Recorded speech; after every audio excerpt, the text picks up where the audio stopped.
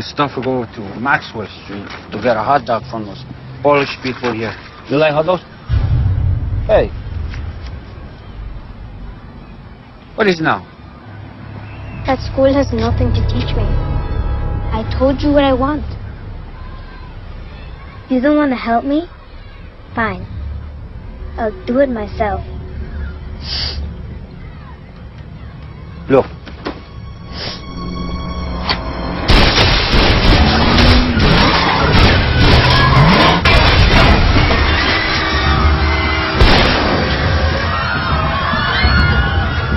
Hey, Dan, that's what you want? You want me to teach you how to be a killer? Sure, no problem. I teach you, but you'll be dead in 5 years.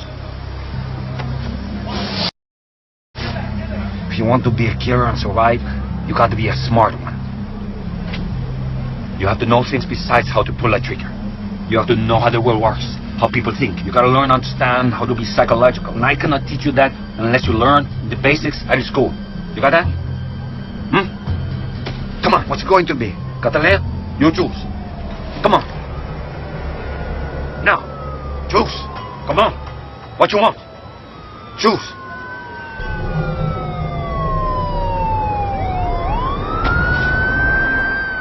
So I have some time. I kind of want to talk about public education and with the end of it, like, what does that mean? Like, what is next? And I said this already. Depending on who you are, there should be different goals for each person. I think if you are here and you are my target demographic, so I make content for Black women. Even more specifically, probably for Habesha women, so that's like Ethiopian women. But if you're not that, but maybe there's some other identity marker, like maybe you're just a Black woman, a Black American woman, maybe you are like really outside those groups, though, I gotta be honest, my content is not for you. It really doesn't apply. Feel free to exit stage left. I'm not talking to you. But so if that does apply to you, what is my recommendation going forward? Now, for me personally, I have always used school as a social experiment, like a social experience. I talked about this a little bit in the past, but like my family wanted me to go to a private school. I wanted to go to public school because all of my friends were going to public school. And I was like, oh, yeah, you're not disrupting my social life because of college prep, fuck that. But at the same time, everybody else from my track actually did go to like the college prep schools, like CPA, like even from there, like a lot of the, really prominent schools. So like Cara went on to Stanford, Allie went to Occidental. Obviously, I went to a UC. But I chose the public route. Now, I think that when some people talk about public education, they talk about it as though there's some community service that like every person of color, especially all the Black girls who go, oh my God, we're doing them such a justice or whatever. But like, let's say that isn't your story. And I do like to bring up the story of Ayo Edebiri because it does feel like she's like the only other Black girl who I've heard talk about public education and it was like good, like as in like she actually learned something going to school. But I kind of don't think that should be your stitch. Like I feel like you should go to an environment where the people are different than you, and the point of going to that environment, like the reason I did it, I like dance really and art and at the time, like cute boys, right? So that's the only point of going. Why I'm not learning, nothing I've ever learned academically, I've learned in the classroom. I've learned from tutors, from labs, from books, okay, from videos, from, like you don't learn anything in the class. But the point is, in by being in, school is the place you can choose to go to certain environments to learn about micro communities. I've learned everything I need to know about the Latinx community by just being in school with some of them, not friends with them. I'm just saying I will like, I personally have never extended friendship to a Hispanic person. I just got to be honest there. Like, even if there was somewhere, like if we have mutual friends, I wouldn't go. But like, it's more about being like, ooh, okay, so I know what this person likes. I understand their culture because they'll, start to share shit and you'll listen and you'll be like, oh, that's interesting, blah, blah, blah. How else are you going to get that? Because you need real world experience. Like I can tell you I knew immediately I was gonna have to learn Mandarin because I went to a fucking UC. If you go to a UC, you realize that everybody's from fucking China and people from China are killing it. Like they're really smart. And when like everyone in every single one of my classes speaks fucking Mandarin, and I'm sitting there like, wait, I don't have this international solutions manual. All right, we have to switch some shit up because like I'm for sure not gonna be on the losing end of like like whoever got the resource and whoever has the like solutions manual, that's who I'm gonna follow. So that's kind of how I got ahead of that curve before other people. I know like Miss Smarty, you always ask that like, why do I keep talking to y'all in Mandarin and I keep talking about that? When you see the future, especially like I feel like Shanghai specifically is like a good 20 years in the future. Have you been to Tokyo? Like it ain't this, right? So anyway, but okay, let's go back. So let's talk about the other cultures though, because I do think that it's like improper to assume that all of the cultures are like all of Asian culture is like Chinese, because that's false too. Then I think, especially if you're talking about like the Bay Area, it's useful to understand Filipino culture or like Hmong or like Japanese or all the other ones who aren't pale faced whites, white kind of, but they speak some other language.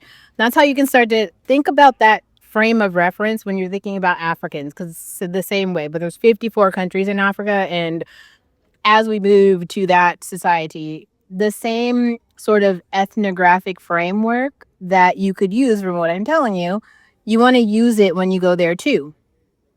Africans are also very different because they're super tribal. I think the tribal lessons from continental Africans are the worst because it isn't, how can you say it? The ethnographic lessons that you can learn in school are going to be, maybe if it's your first time learning them, they'll be hard because you're like, oh, I got cheated by a person outside of my race.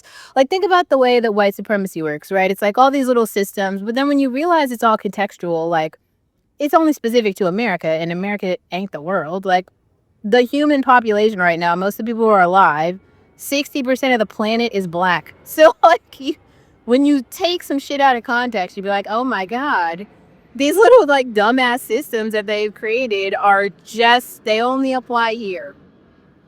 They do, we've talked about this before, but Tyla and the South Africans and the Coloreds, it applies, but they're just occupy such a, like, Johannesburg in South Africa is still like a small portion, right? There's a lot of other people and a lot of other land, but there's a small population of people who own a lot of stuff. But when you still start to talk about like numbers and the power that we have, and it's an individual power, we'll get back to that. I think I have another playlist on power. That's not the point. Let's go back to school and public education and the way I see that.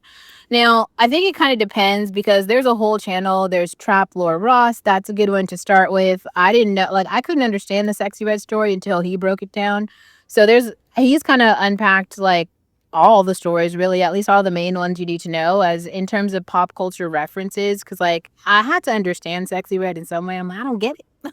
Then that video broke it down quite well. But then there's oh my God, there's always the Lean On. I always talk about Lean On Me, but specifically, I don't know if this guy is from New York, but when I was at NYU, a girl who I worked with put me on to that. Wait, it's called like What Happened in Lean On Me.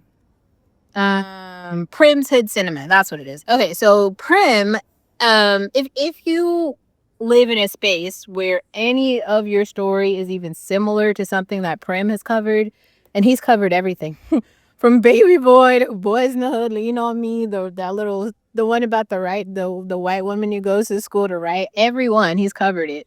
So if your public education experience or your education experience is anything remotely similar to something that Prim has covered, you should get that Greyhound ticket and leave. Emancipate yourself. I don't know, however you can get out, but get out now. Because like It's real bad. There's nothing you're gonna learn from that you would need to take into the future. I can tell you that. And then probably the trauma that would be induced from even tolerating that for prolonged periods of time is worthless. So really anything you do besides that is better. Okay, so now that you've like eliminated bad possibilities, the only thing left is like, let's say you actually go somewhere decent. Well, then what do you do? Like, how do you? The point is not to like go there and make your best friend from a different ethnic group. That isn't the point.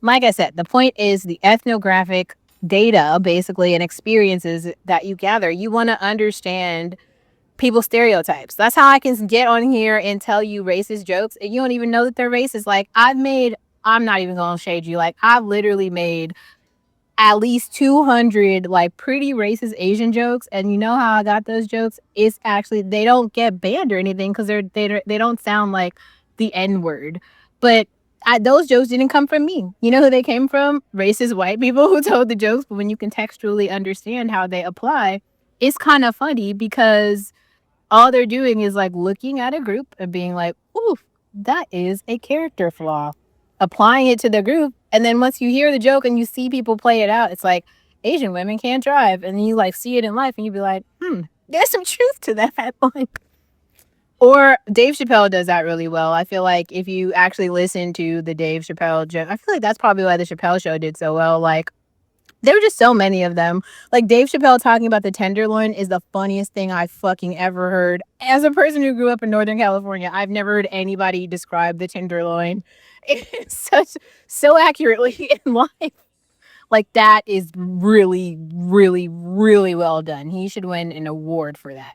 Or even his last one, the last it wasn't even a stand-up comedy ritual. It was like he was the host of SNL. I saw this shit man, Germany was like a really interesting time. Like, all the best shit happened there.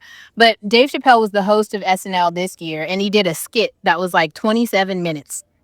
That is, maybe we'll do a watch along with that because that was really good.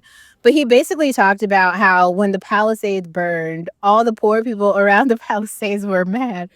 And he was like, here's what I want to explain to y'all. Like, the people in the Palisades actually had money, and the people who are mad don't. Like, so, like, it's kind of like, well, like, he basically talked about what did he say? He talked about the price of land in, let's say, somewhere like Michigan or somewhere like, I don't know. He mentions a couple. If you haven't seen this stand up, you should go see it. It's pretty good. Um, but you could pretty much like, um, where I actually had a point to this, and then I just lost my train of thought. You should watch that stand up. That's the point. And the point is, if you actually picked up on the jokes that were ethnically informed and you laughed, you got to a place where you understand the differences, right? And you can laugh along.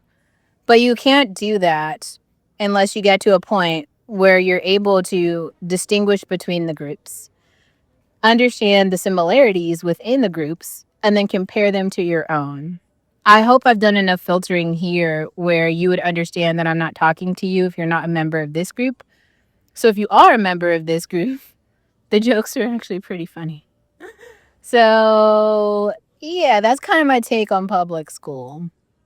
And really public school as an ethnographic study in terms of how to relate to, and not just relate to. I've heard who talked about Colombiana before. Colombiana is a really good movie, and maybe I'll clip this in the front of this.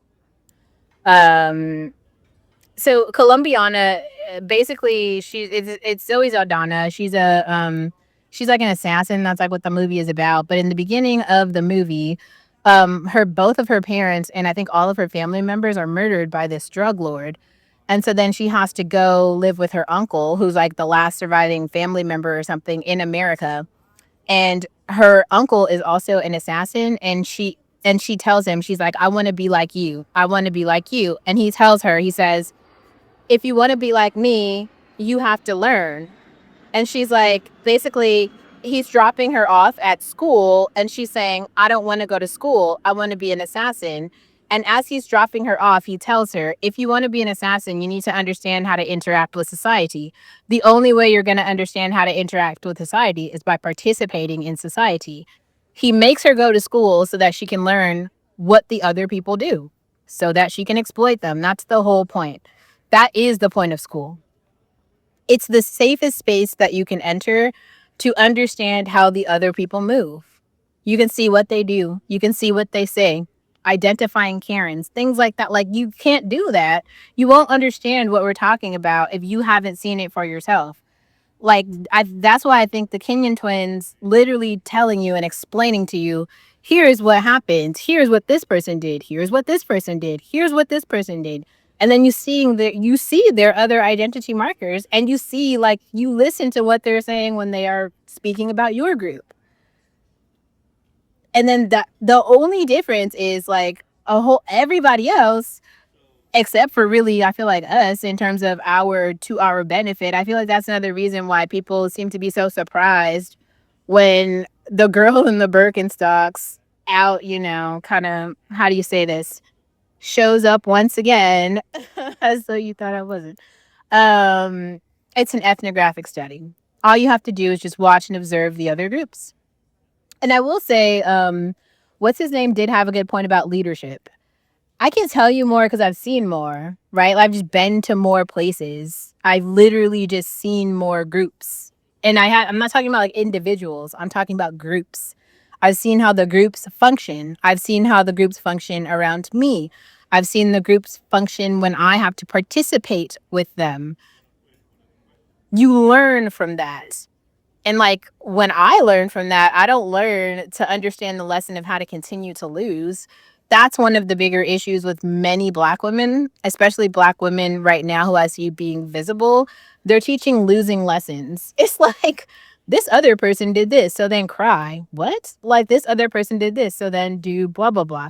Those outcomes have not led to success. The Tyla situation might be the first time I've seen Black women use collective power to cancel someone in their own community. The Tyla cancellation was like a perfect execution of like, don't fuck with us. Take that and apply that to everybody else. Everybody needs that sort of smoke. All the other groups. The execution of the Tyla cancellation was perfect in every way. Like, reapply. Rinse and repeat.